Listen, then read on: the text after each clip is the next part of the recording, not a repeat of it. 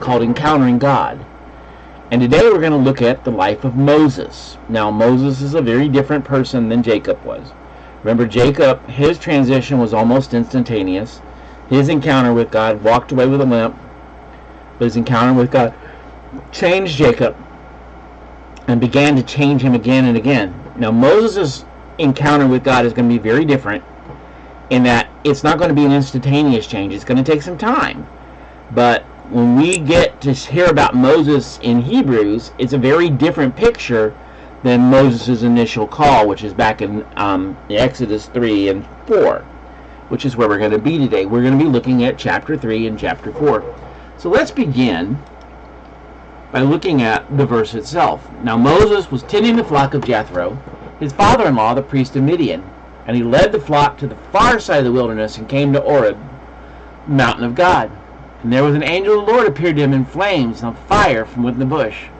And Moses saw that through the bush was on fire, it did not burn up. So Moses thought, I will go over and see this strange sight, why the bush does not burn up. And when the Lord saw that that he had gone over to look, God called to him from within the bush, Moses? And Moses said, Here I am. Do not come any closer, God said. Take off your sandals, for the place you are standing is holy ground. And then he said, I am the God of your father, the God of Abraham, the God of Isaac, and the God of Jacob. And at this Moses hid his face, because he was afraid to look at God. And the Lord said, I have indeed seen the misery of my people in Egypt. I have heard them crying out because of their slave drivers, and I am concerned about their suffering. So I have come down to rescue them from the hand of the Egyptians, and to bring them out of the land into a good and spacious land, a land flowing with milk and honey, the home of the Canaanites, the Hittites, the Amorites, the Perizzites, the Hivites, and the Jebusites. And now the cry of the Israelites has reached me, and I have seen the way the Egyptians are oppressing them. So now go, I am sending you to Pharaoh, to bring my people, the Israelites, out of Egypt. But Moses said to God, Who am I, that I should go to Pharaoh and bring the Israelites out of Egypt? Now you need to know a little bit of background of this, because I need to walk us up to this point, because we're jumping in here at his call, and there's some things about Moses you need to know. Of course, most of us have heard the story. You know, Moses was born in Egypt. He was a slave, a child of a slave. He was, like most Israelites at that time, they were all slaves, and they were all being used in slave labor. And the Pharaoh had decided that the Israelites were getting too big, getting too many of them, getting too large, and so he decided he was going to eliminate them. And so by doing so, he decided that all male children, if they were born, were to be killed at birth. And so he ordered the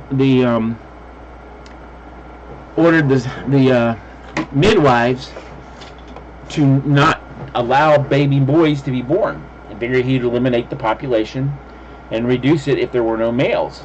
And of course, the midwives didn't cooperate, and so then he started ordering that all baby boys under the age of 2 would be killed. Well, Moses' mom had a son, and she decided that she didn't want him to die, so she put him in a basket and hid him on the river. Not exactly the safest place in the world. I mean, we're talking about the River Nile with Nile crocodiles and everything else, but she sent her daughter down to watch over the baby.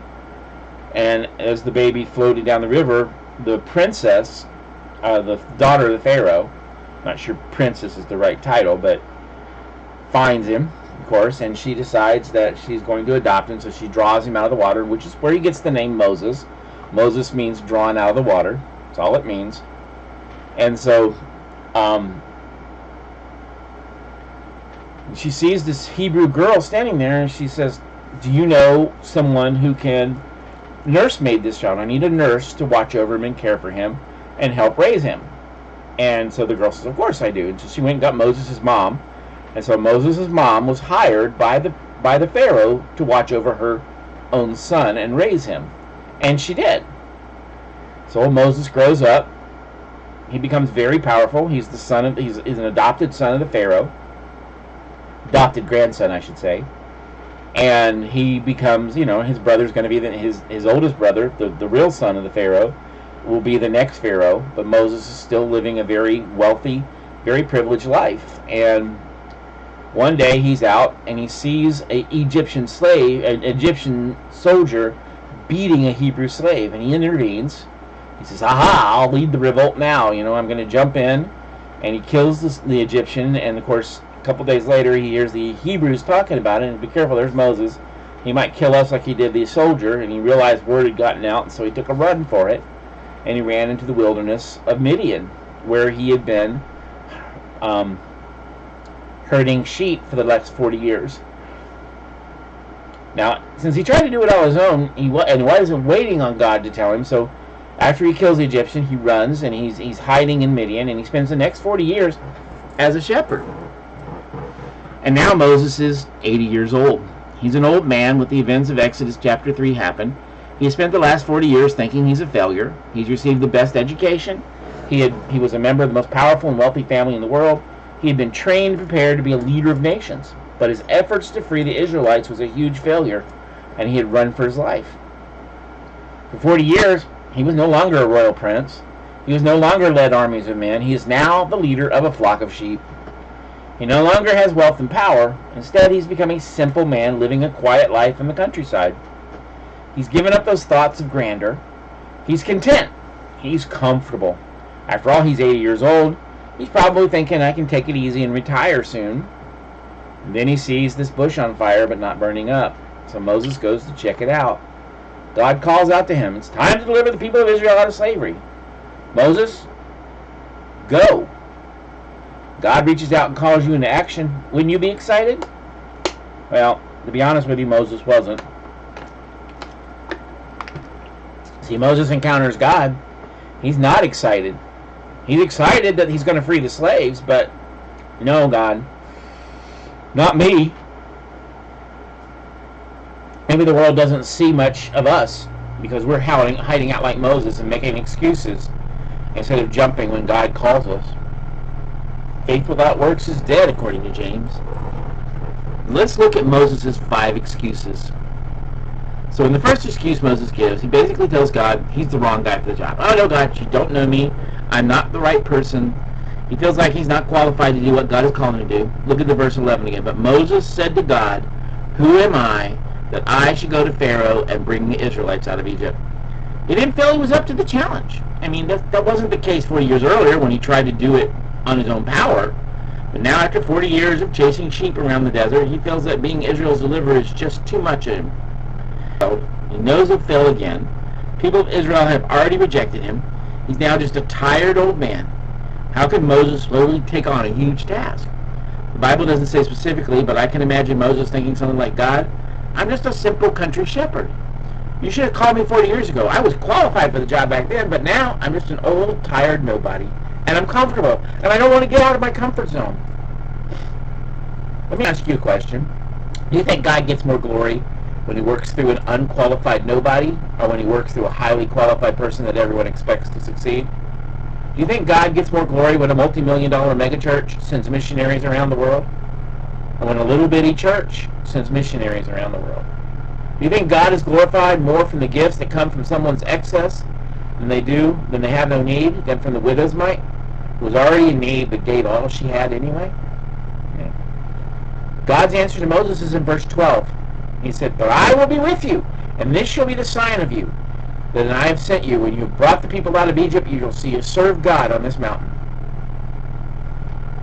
The other version says you will worship God on this mountain.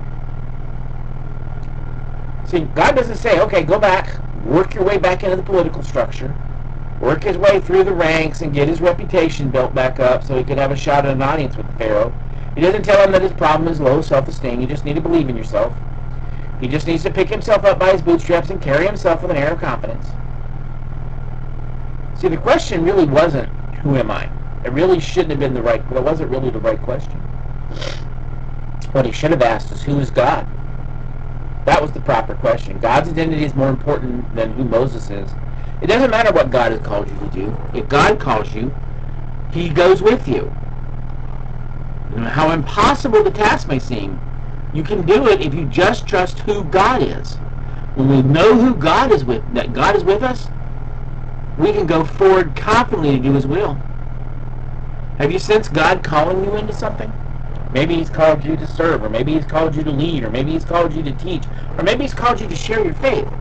And you're thinking, well, who am I? I'm not qualified to do that. I'm just a nobody. If I ignore it, maybe somebody else will take care of it. Maybe the pastor will step in and do it, so I don't have to. After all, isn't that what we're paying him for? By the way, you guys don't pay me, so let's go on with that. Stop focusing on yourself and what you think you can do. What has God called you to do? He has called you to bold and share your faith. Has He called you to love your enemies? We've already been called to those things, and many of those other things if you're a believer in Christ. But maybe He's called you to something like leave your home and invest your life in reaching unreached people. Maybe He's called you to start a Bible study in your home and invite your lost co-workers.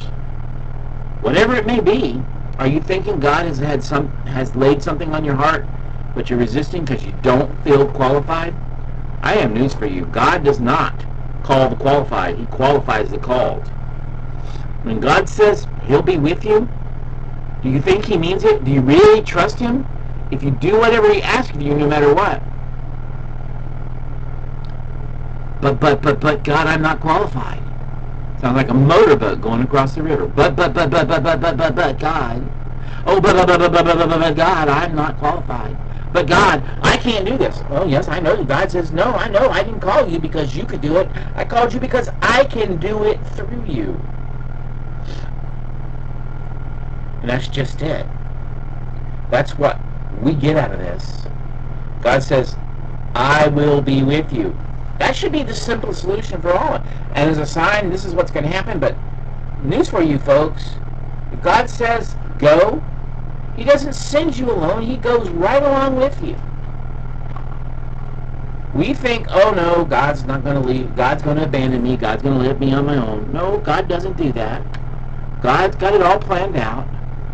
If God says, I want you to go do this, you go do what He says. Quit trying to tell Him, well, I'm not qualified. You're not interested in your qualities. He's interested in what He can do through you. He wants you to be a usable tool. That's what He's interested in.